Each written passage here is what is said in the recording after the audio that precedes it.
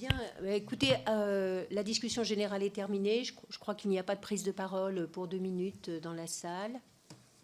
Donc, avant de passer la parole à notre rapporteur, je voulais simplement, si vous le permettez, parce que le groupe socialiste est privé de son porte-parole, vous dire...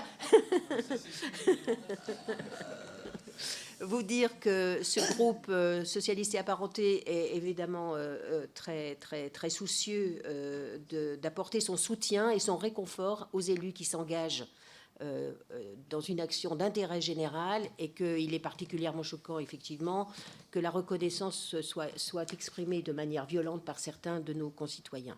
Donc, bien évidemment, ce dispositif recueille notre accord total. Je trouve qu'il a même été bonifié par l'élargissement à l'ensemble des infractions et à l'ensemble des associations d'élus.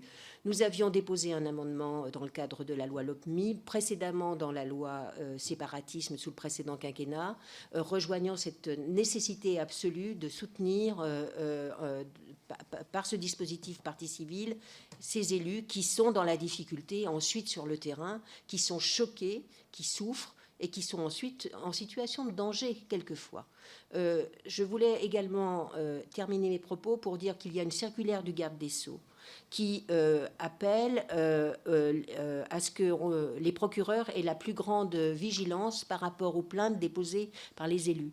Et je crois, de mon expérience, que les parlementaires sont bien placés pour s'assurer que ce dispositif est bien respecté par les procureurs, qui le font très volontiers dès lors que nous intervenons, mais c'est une révolution culturelle d'une certaine façon qu'il nous faut absolument accompagner.